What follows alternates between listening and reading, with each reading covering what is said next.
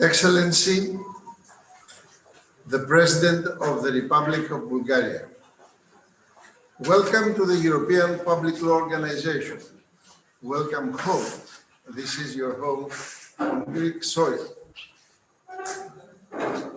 The EPLO is proud to receive you here today at the foot of the Acropolis, between the Athenian and the Roman Agora, a place symbolizing all the values of modern societies.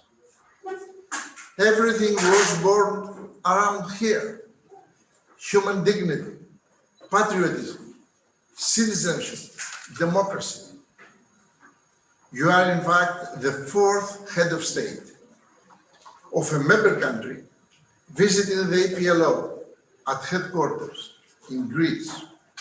You are preceded by their excellencies, the President of the Republic of Italy, Sergio Mattarella, the President of the Republic of Portugal, Marcelo Rebelo de Sousa, and of course received by His Excellency, the then President of the Republic of Greece, Professor Prokopis Pavlopoulos.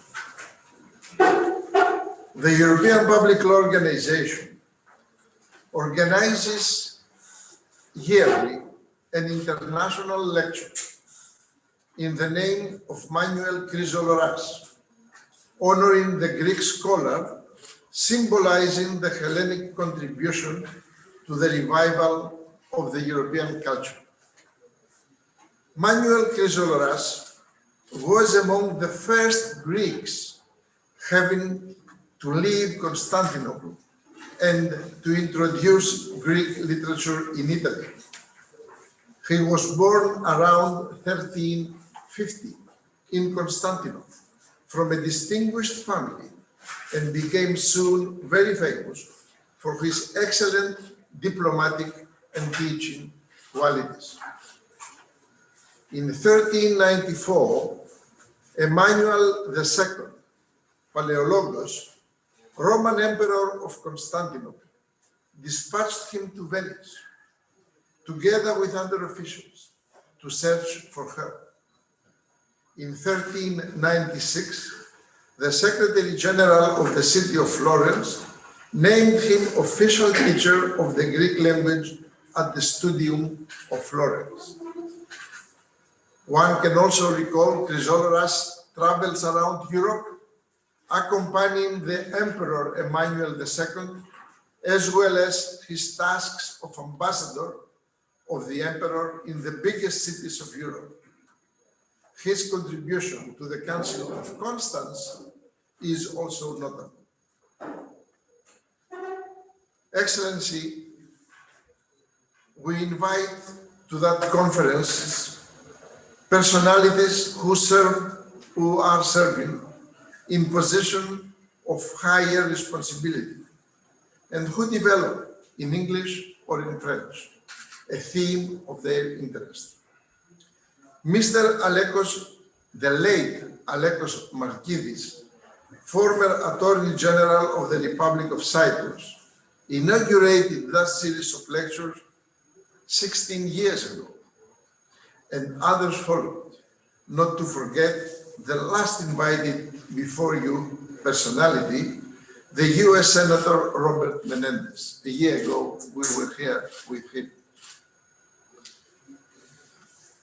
Welcome to the European Public Law Organization. Thank you for the honor to visit this international organization, but also thank you for the honor to have Bulgaria among the member countries of the EPLO. It gives us strength and it gives us possibilities to be useful to your country and to the region, to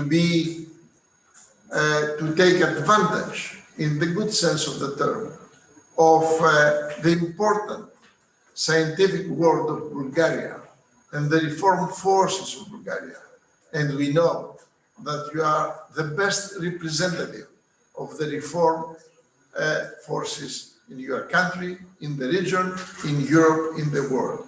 Thank you for being here today with us. And please allow me to pass the word to Professor Prokopios Pavlopoulos, former head of state of this country, to a very good friend of yours from what we all know, to welcome you in his capacity.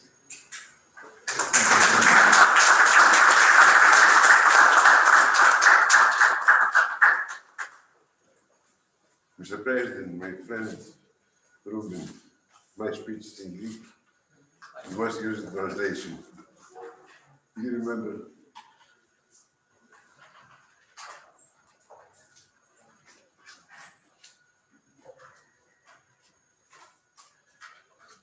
Κύριε Πρόεδρε της Δημοκρατίας της Βουλγαρίας, αγαπητέ φίλε Ρούμεν, με αισθήματα χαράς και μεγάλης τιμής, σας προσφωνώ εδώ στον Ευρωπαϊκό Οργανισμό Δημοσίου Δικαίου.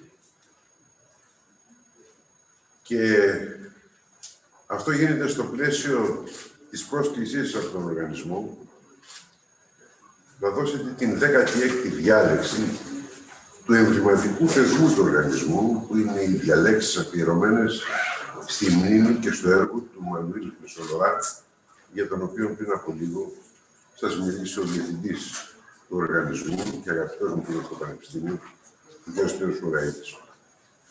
Σήμερα σας υποδέχομαι εδώ με την ίδια εμπειρία, την ίδια αγάπη εσάς, τη σύζυγό σας, αλλά υπό άλλη ιδιότητα, που μου είναι πολύ.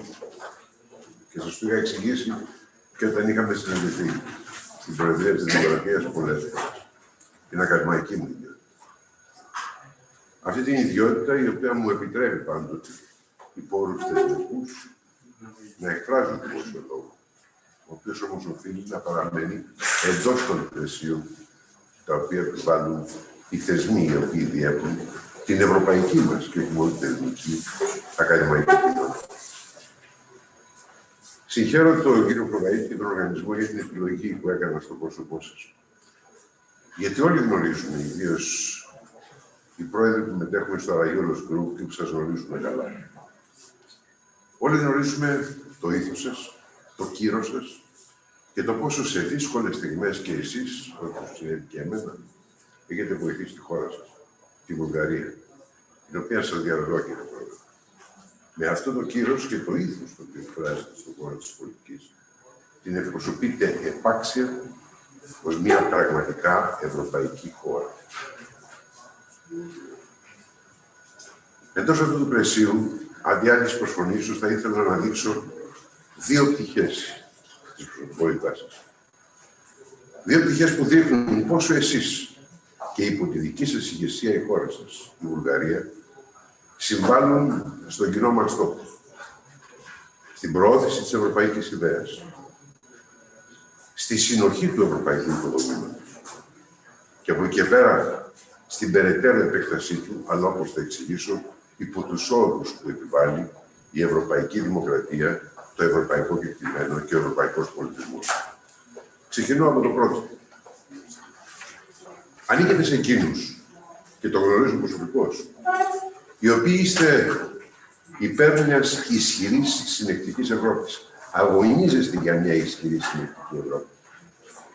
Αγωνίζεστε για μια Ευρώπη η οποία πρέπει να φτάσει εκεί που την οραματίστηκαν οι πατέρες της Ευρωπαϊκής Ένωσης. Το να δημιουργήσουμε δηλαδή όλοι μαζί οι ευρωπαϊκοί λαοί, αυτοί που πραγματικά πιστεύουν στο ευρωπαϊκό ιδεώδες, να δημιουργήσουμε μια Ευρώπη ομοσπονδιακού τύπου, που θα διατηρεί βεβαίως τα δικά της εθνικά χαρακτηριστικά κάθε ένας μέσα στην Ομοσπονδία, αλλά θα είναι ομοσπονδιακού τύπου δημοκρατία υπό όρους αντιπροσωπευτικής δημοκρατίας, που είναι η κορονίδα του πολιτεύματος, η οποία προστατεύει τον άνθρωπο και τα θεμελιώδη δικαιώματα του ανθρώπου. Αυτή την Ευρώπη επιθυμούμε. Εκεί πρέπει να κατατείνει η ευρωπαϊκή ενοποίηση και αγωνίζεστε κι εσείς και η χώρα σας προς αυτή την κατεύθυνση. Αυτή την Ευρώπη την έχει ανάγκη όχι μόνο η χωρία των κρατών μελών, Όχι μόνο οι λαοί της Ευρώπης. Αυτή την Ευρώπη την έχει ανάγκη ολόκληρη ανθρωπότητα, κύριε Πρόεδρε.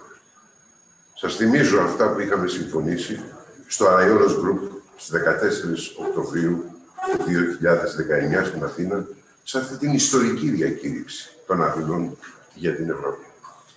Εκεί είχαμε μιλήσει για τον πλανητικό ρόλο που καλείται σήμερα να διαδραματίσει η Ευρώπη. Ρόλο ο οποίος ξεπερνά τους λαούς της. Ρόλο ο οποίος δίνει στην Ευρώπη τη δυνατότητα να υπερασπιστεί, όπως είναι ο προορισμός της, όπως είναι η ιστορία της, όπως είναι ο πολιτισμός της, βασικές αρχές και αξίες, όπως είναι εκείνες του ανθρωπισμού, της αλληλεγγύης, των θεμελιωδών δικαιωμάτων του ανθρώπου, της δικαιοσύνης και ιδίως της κοινωνικής δικαιοσύνης. Αυτή την Ευρώπη την έχει ανάγκη ο κόσμος ολόκληρος, αν ρίξουμε μια ματιά τι συμβαίνει παντού στον πλανήτη. Αυτή την Ευρώπη όμως την έχει ανάγκη και η περιοχή μας. Η τόσο ταραγμένη περιοχή μας και συμπίπτει ακριβώς η εδώ παρουσία σας μια κρίσιμη στιγμή για την Ευρώπη. Γιατί εμείς οι Ευρωπαίοι, οι οποίοι δεν έχουμε να χωρίσουμε τίποτε με τον τουρκικό λαό, σας διαβεβαιώ, και ιδίως εμείς οι Έλληνες, εμείς οι οποίοι τίνουμε χείρα φιλίας και καλής γειτονίας, κάθε φορά που αυτό χρειάζεται, έχουμε να αντιμετωπίσουμε εμείς, η Κύπρος, αλλά και η Ευρωπαϊκή Ένωση, μια Τουρκία η οποία δυστυχώς, ιδίως αυτούς τους καιρούς, έχει πραγματικά υπερβεί κάθε όριο. Έχει διαβεί το Ρουβίκονο, για να θυμηθούμε την αναγωγή αυτή στην εποχή του Ιούλιου Κέσσαρα. Παραβιάζει η Τουρκία καταφόρος το διεθνές δίκαιο. Παραβιάζει τα κυριαρχικά δικαιώματα της Ελλάδας και της Κύπρου με όσα συμβαίνουν τούτη την ώρα, ιδίως εντός της Κυπριακής και της Ευρωπαϊκής και της Ελληνικής αποκλειστικής οικονομικής ζώνης. Αλλά μην ξεχνάμε, η υφαλοκρηπίδα της Ελλάδας και της Κύπρου, η υφαλοκρηπίδα δηλαδή αυτή της Ευρωπαϊκής Ένωσης, η αποκλειστική οικονομική ζώνη, δηλαδή η αποκλειστική οικονομική ζώνη της Ελλάδας αλλά και της Κύπρου, που είναι αποκλειστική οικονομική ζώνη και της Ευρωπαϊκής Ένωσης, βάλλονται, κινδυνεύουν αυτή τη στιγμή από την τουρκική παραβατικότητα και προκλητικότητα. Η Ευρώπη δεν μπορεί να ανεχθεί αυτή την παραβατικότητα αυτή τη στιγμή. Κάθε ανοχή πρέπει να είμαστε βέβαιοι. Όχι μόνο δεν συνετίζει την Τουρκία, αλλά την αποθρασύνει ακόμη περισσότερο. Χωρίς καμία τάση εκδίκησης, κύριε Πρόεδρε. Ξέρετε την Ελλάδα, την ξέρετε καλά, εμείς οι Έλληνες. Την έννοια της εκδίκησης δεν την γνωρίζουμε. Περασπιζόμαστε αρχές και αξίες και δεν περασπιζόμαστε την Ελλάδα, την Κύπρο αλλά και την Ευρωπαϊκή Ένωση.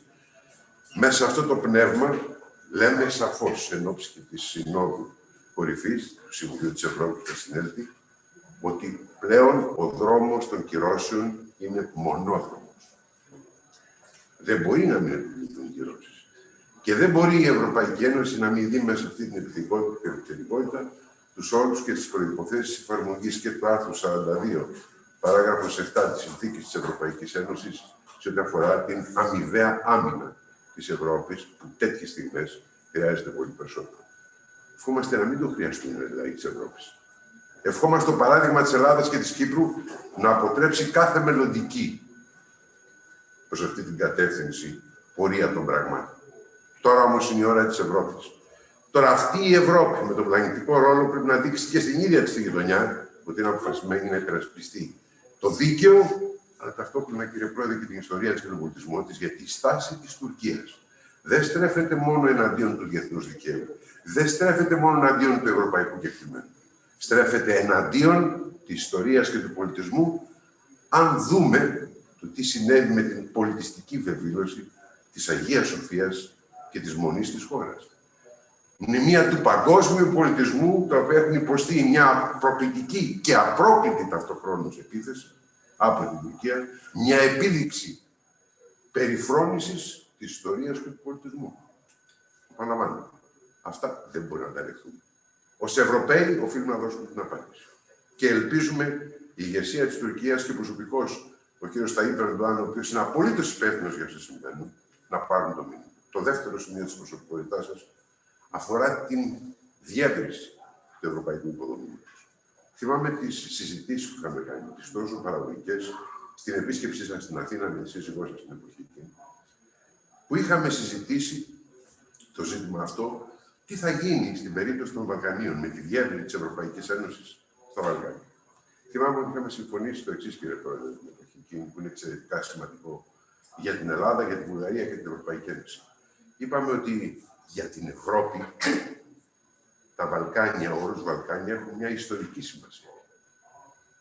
Είναι το παρελθόν, πολύτιμο παρελθόν. Από πλευρά ιστορίας διδαγμάτων, αν είναι παρελθόν. Είναι η ώρα να χτίσουμε τον νότιο-ανατολικό πυλώνα της Ευρωπαϊκής Ένωσης. Δεν είναι η προέκταση της Ευρώπης στα Βαλκάνια. Είναι η διαμόρφωση του νοτιοανατολικού πυλώνα και είμαστε ανοιχτοί. Θέλουμε τη διεύρυνση αυτή μέσω της εισόδου και των χωρών που δεν είναι ακόμα μέλη. Και είμαστε έτοιμοι να τα υποδεχθούμε, αλλά αυτό έχει προϋποθέσεις. Και το έχουμε εξηγήσει. Και οι προϋποθέσεις είναι κατά βάση τρεις. Πρώτον, σεβασμός του διεθνούς δικαίου στο σύνολό του από όλους, και να γιατί μιλώ και για την Τουρκία, αν θέλει να έχει οποιαδήποτε ευρωπαϊκή προοπτική, πράγμα για το οποίο πολύ αμφιβάλλω. Αλλά, εν πάση περιπτώσει, όσο διακηρύσει ότι επιθυμεί την Ευρώπη, δεν μπορεί να μην καταλαβαίνει ότι το πρώτο που να σέβεται είναι το διεθνές δικαίωμα στο σύνολό του. Δεύτερη προϋπόθεση, το ευρωπαϊκό κεκτημένο. Ο σεβασμός του ευρωπαϊκού κεκτημένου στο σύνολό του. Και η τρίτη προϋπόθεση, που δεν πρέπει να την υποτιμάμε όπως εξήγησα προηγουμένως, είναι ο σεβασμός της ιστορίας και του πολιτισμού. Ο σεβασμός της ιστορικής και της πολιτισμικής αλήθειας. Δεν μπορεί να μην σεβόμαστε αυτή την ιστορία και αυτόν τον πολιτισμό. Γιατί κράτη τα οποία δεν σέβονται την ιστορία και τον πολιτισμό της Ευρωπαϊκής Ένωσης δεν μπορεί να έχουν ευρωπαϊκή συνείδηση. Και χωρίς ευρωπαϊκή συνείδηση δεν μπορεί να είσαι κράτος μέλος της Ευρωπαϊκής Ένωσης. Το πρώτο δείγμα που δείχνει πραγματικά αν υπάρχει θέληση φιλίας ή καλής γειτονίας είναι αυτός ο σεβασμός. Και τα υπόλοιπα. Τελειώνω λέγοντάς σας ότι αυτές οι δύο πτυχές προσωπικότητάς σας είναι εξαιρετικά σημαντικές. Βοηθούν την Ευρώπη, βοηθούν τη χώρα σας, το κύρος της χώρας σας. Και είμαστε ευτυχείς εμείς οι Έλληνες, και εγώ προσωπικά, φίλος μου, από τα παιδικά μας χρόνια, φοιτητικά μας χρόνια. Ο Σπύρος Φλουραϊδής, που σας υποδεχόμαστε σε αυτόν τον εμβληματικό χώρο του Ευρωπαϊκού Οργανισμού Δημοσίου Δικαίου, είστε αποστόλης ο τέταρτος πρόεδρος που διαδένει το κατόφλι του Ευρωπαϊκού Οργανισμού. Θα υπάρξουν και άλλοι πολλοί, γιατί αυτός ο οργανισμός, σε αυτό το πλαίσιο που σας διευκρίνησα προηγουμένως, έχει πολλή δουλειά να κάνει. Ευχαριστούμε εσάς, ευχαριστούμε τη σύζυγό σας. Δύναμη τις ευχές μου γενικότερα στο λαό της Βουλγαρίας, στο μέλλον της χώρας σας. Ευχαριστώ πολύ.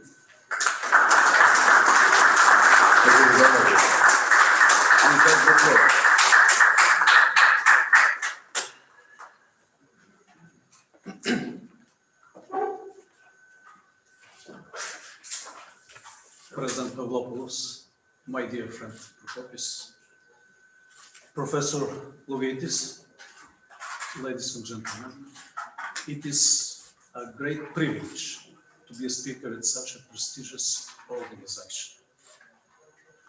It is also a pleasure to address your large audience. From the very outset, I would like to express my deep esteem and appreciation to the goals and activities of the European Public Law Organization. I'm proud, and it is my honor to be lined up to lecturers and prestigious colleagues like President Pavlopoulos of Greece, President Mattarella of Italy, President Marcelo Rebelo de Sousa of Portugal. And I also would like to say that my background is not linked to public law. It is not linked to any law at all. However, I strongly believe that the noble mission of DP law deserves full support from any politician and statesman. President Pavlopoulos, I have always admired your wisdom and your ability to focus the discussions we had among our fellow European presidents and to focus our attention on the vital importance of the rule of law and human rights. And I also thank you for your kind words. Thank you for your trust and friendship throughout the years. During my first visit to Greece, we established a solid bond. And I regard my meetings today with the President of Greece, Madam Sakarelopoulos, and Prime Minister Mitsotakis, as a continuation of our dedication to enlarge and deepen the strategic cooperation between Greece and Bulgaria. I will slightly divert from the theoretical aspects of my lecture today and share some thoughts and important moments of the discussions I had today with the Prime Minister and the President of Greece. We should depart from the paradigm that Greek problems are just Greek problems, that Bulgarian problems are just Bulgarian problems. No, Greek problems and Bulgarian problems and challenges are European problems and challenges. And the core essence of the European Union is our solidarity. And we need to stand up together for the common European space of our values, the space of our cultural, social, and economical achievements, and to defend them together.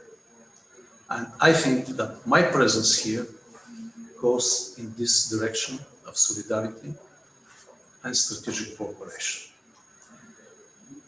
I also remember our meetings with our fellow presidents and how we have argued a lot about a lot of things regarding public law.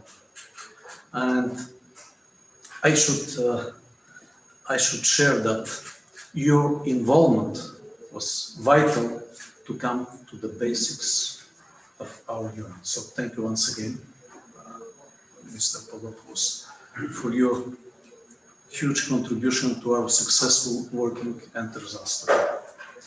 For a second consecutive decade, the EPLO holds high the torch of rules of law and defending the human rights. But it is not just about public law, in my opinion. It is about our values, the values which are deeply rooted in the very foundation of our European units. Values that make us united, stronger, and successful. It is vitally important to defend these values today, when the global technologies and the exacerbating political and social contradictions dominate our society.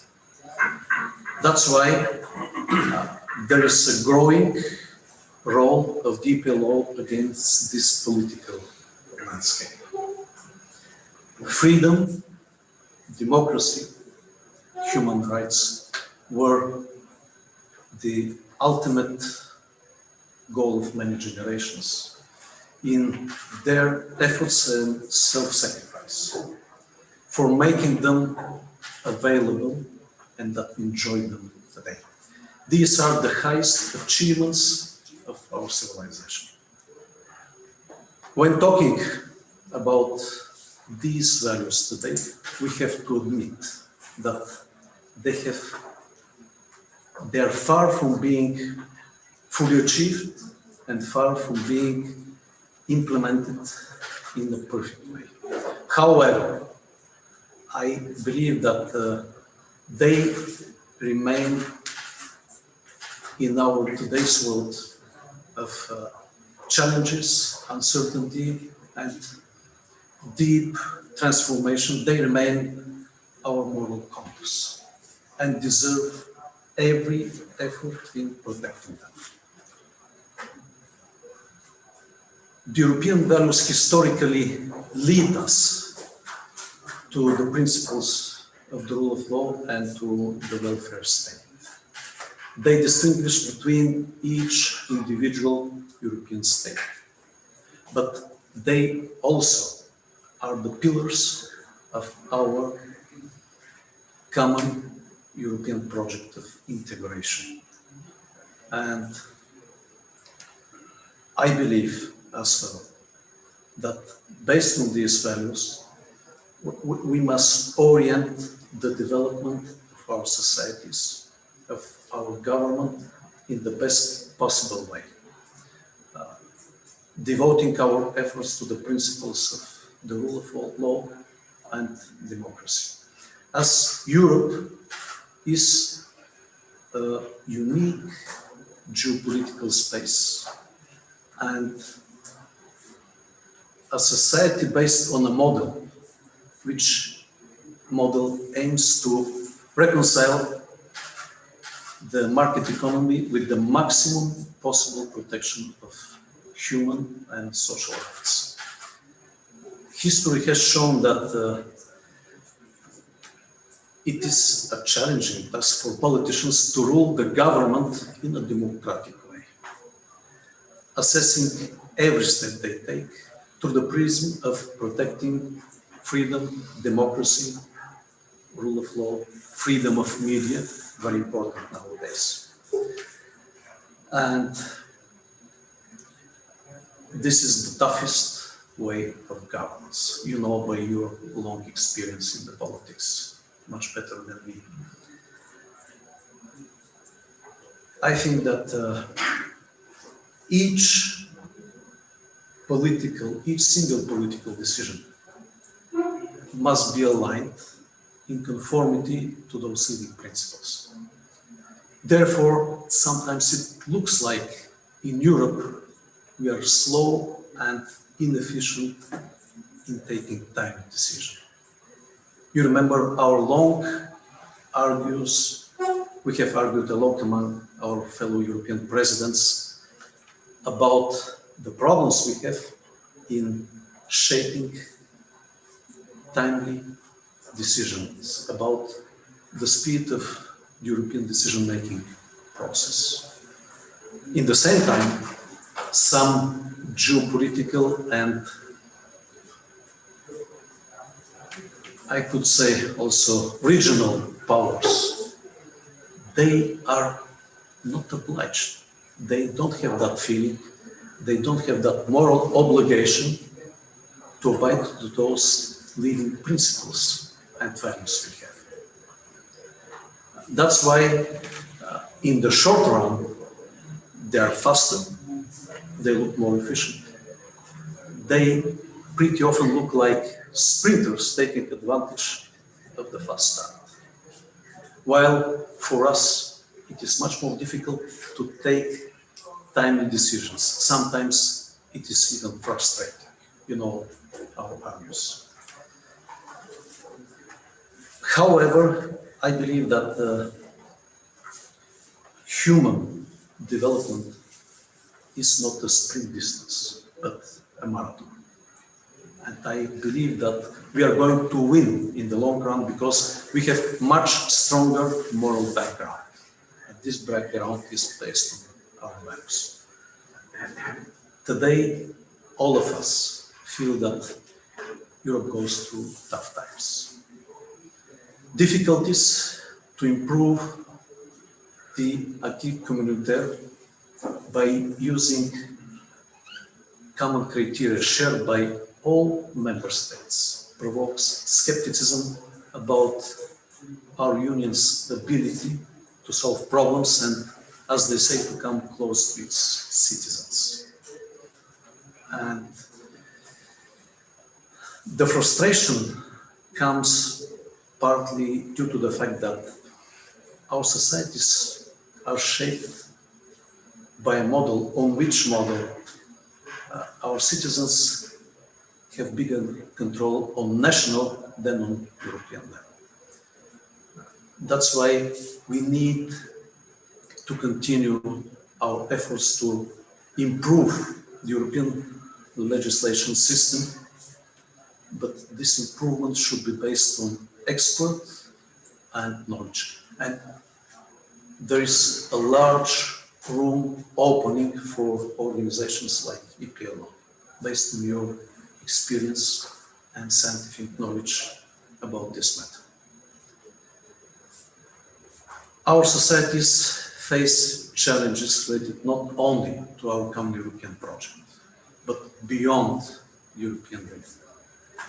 Problems of universal and global meaning and scale. And in the era of global technologies and artificial intelligence, we have to be very careful. We must take care to develop those technologies and artificial intelligence in order to serve our values and to protect them. If we fail in this, this could be the end of our civilization.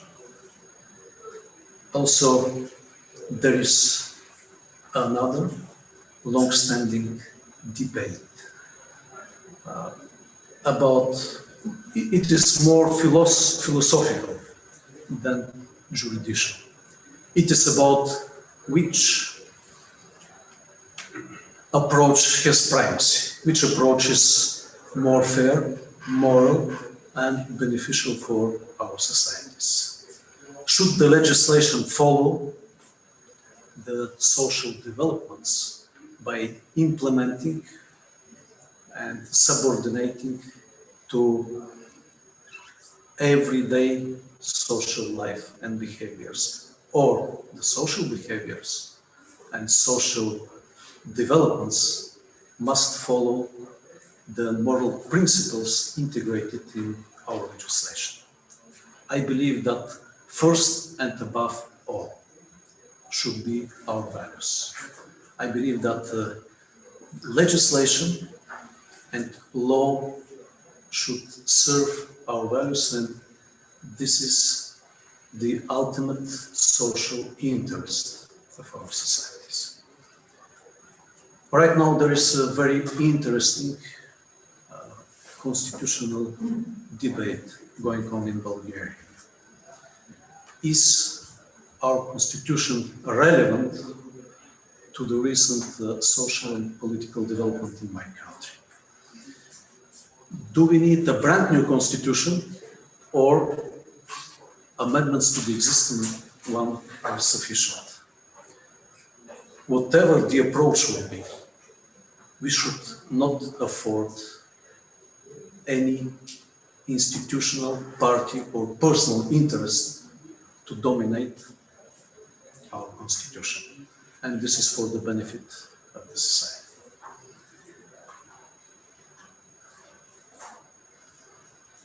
Providing and implementing knowledge on the rule of law in and outside Europe is a noble mission.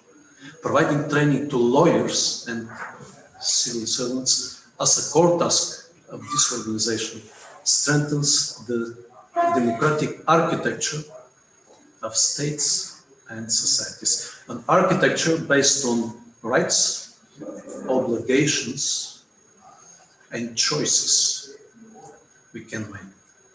And this architecture is beneficial for the whole world. I'm also proud to be here, and I'm going back again to your role, Mr. President Pavlopoulos, that your long-standing affiliation to the goals of DP law demonstrates the commitment of the Greek state and institutions. There is no surprise that a nation that gave to the humanity the notion of democracy and responsible governance is in the front line of our efforts to build democratic and prosperous societies. As far for our part, I believe that we will not afford ourselves to deprive you and your organization from our strong support. For the benefit, and for the future, this is a duty, our duty to our nations, to our common European projects, and to the future of the next generations to come. Thank you once again for your invitation, and something more to Professor Flogidis. I do believe that with this noble mission capacity, the EPLO can and must be among the actors of a new European system, able to show rules and social models to increase the quality of our coexistence. Thank you once again. It is my pleasure, and I will be more than pleased if we continue our cooperation in the spirit of our values. Thank you.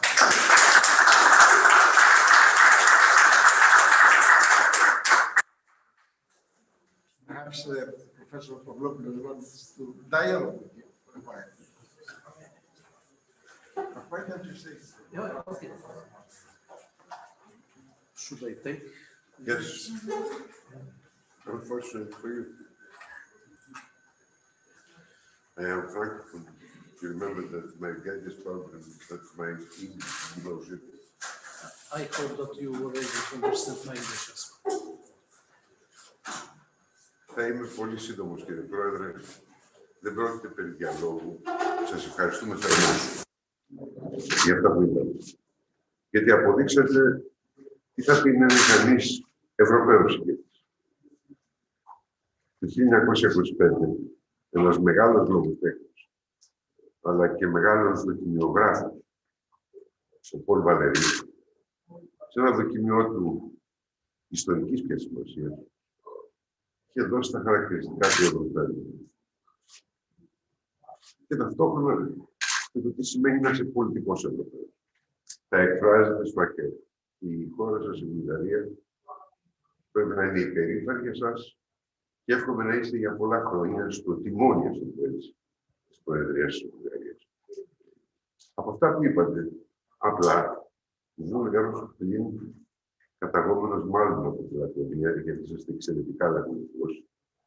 Εγώ είμαι μεσίνδιος κοντά δίπλα και φαίνεται ότι δεν έχω αποκτήσει ακόμα τις καλές συνήθειες του λατωνισμού. Σας λέω ότι κράτησα τα εξής πράγματα που είναι εξαιρετικά σημαντικά και διόλου αυτονόητα. Πρώτον, η ανάπτυξη στην Ευρώπη χωρίς αρχές και αξίες δεν είναι ανάπτυξη. Βάλατε, όπως το λέμε στον χώρο της εκκλησιαστικής γλώσσας, το δάκτυλο εκτροφή πολυτονίου.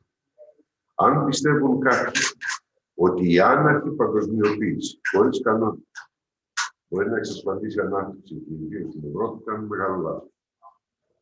Βάζουν και την Ευρώπη, να πιστεύουν κάτι τέτοιο, μέσα σε μια ζούγκλα από την οποία κανείς δεν είναι κερδισμένος. Ούτε ήδη μου πιστεύουν. Κράτησα όμως και δεδομένο αυτό, το δεύτερο που το βρίσκεται, σχετικά με τεχνολογία. Είναι εξαιρετικά σημαντικό αυτό που είπατε, κύριε Πρόεδρε, αγαπητέ φίλε Ρωμανό. Η τεχνολογία είναι το καλύτερο δώρο που έκανε ο Θεός στον άνθρωπο. Το καλύτερο μέσο που έχει ο άνθρωπος για να την εκδηλήσει. Αλλά αυτή η τεχνολογία μπορεί από ευλογία να γίνει κατάρα, όπως πολύ σωστά το είπατε. Κατάρα με την έννοια ότι μπορεί να οδηγήσει τον άνθρωπο στο αντίθετο από εκείνο το δίκαιο. Δεν ζούμε όπως πιστεύουν κάποιοι για τέταρτη βιομηχανική επανάσταση. Ήδη μετά τη δεύτερη βιομηχανική επανάσταση έχουμε μπει στην τέταρτη μεν βιομηχανική και στην τρίτη, αλλά σε αυτό που θα λέγαμε τεχνολογική επανάσταση. Αυτό ζούμε.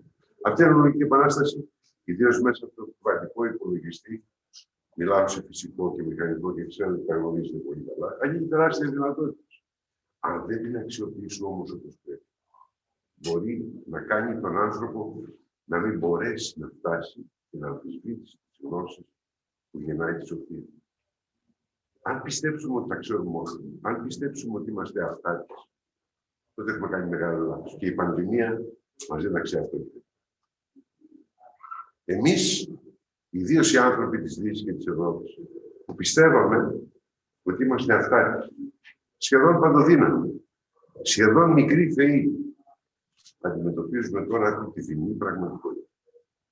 Είμαστε στο έλεος μιας δίνης πραγμάτων, η οποία μας διδάσκει πόσο ταπεινοί πρέπει να είμαστε και πόσο πρέπει να γνωρίζουμε την αξία που έχουν οι αρχές που πρέπει να υπηρετήσουμε. Αυτές οι αρχές που είπατε πριν από λίγο. Ευχαριστούμε θερμά, γι' αυτό και σας είπα και πάλι. Υπηρετείτε όχι μόνο την Βουλγαρία, αλλά και την Ευρωπαϊκή Ιδέα. Το αποδείξατε με την ομιλία σας σήμερα. Σας ευχαριστούμε θερμώς όλοι εδώ και τα μελτιωδό και η ελληνική ακαδημαϊκή κοινότητα. Την εκπροσωπούμε όσοι βρισκόμαστε εδώ και υπό την ακαδημαϊκή μας ιδέα. Σπύρο, συγχαρητήρια θερμά και πάλι.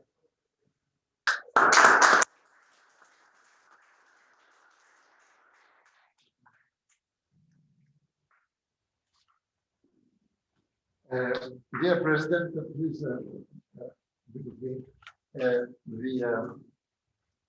in memory of what we do every year in this organization, in the name of Manuel Chrysoloras, we will give you a picture with the details of today's event.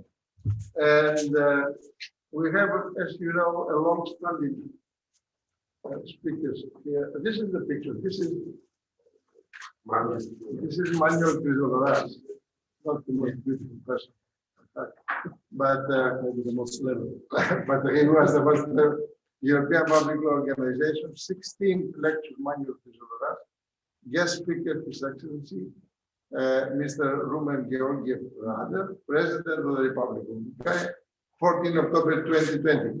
This we keep in our, because we have a series of pictures on our walls, and we will give you already prepared for you another one to have a copy, the first original, to have it with you. Sorry for that. To have it with you in your trip back. And please remember to have it in your office. It would be a great honor for us. It will be mandatory. So, yes. It is my turn to do something. Ladies and gentlemen, allow me to read the decree of the President of the Republic of Bulgaria.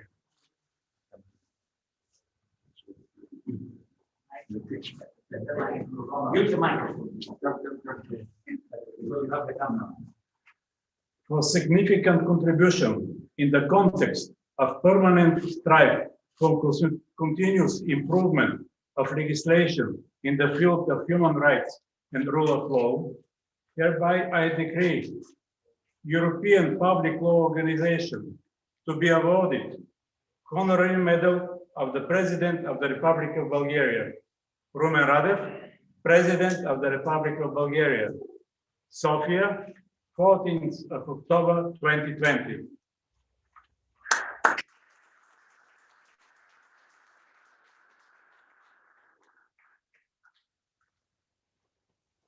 As a token of appreciation, it is my honor to award the EPLO with the Medal of Honor of the President of the Republic of Bulgaria and the honorary diploma to the President, Professor Spiridon Lovitis, and to wish you, dear President, good health and strength and strong leadership to lead this noble organization towards the challenging horizons of the future.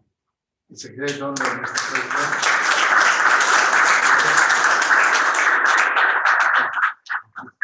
Great honor.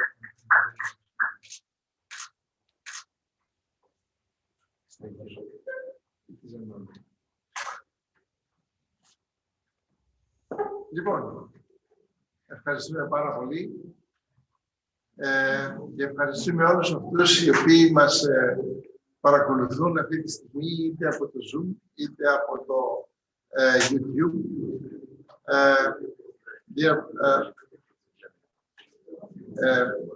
Η 16η διάλεξη, διεθνής διάλεξη Manuel Chrysoloras. Thank you very much. Congratulations. Excellent speech.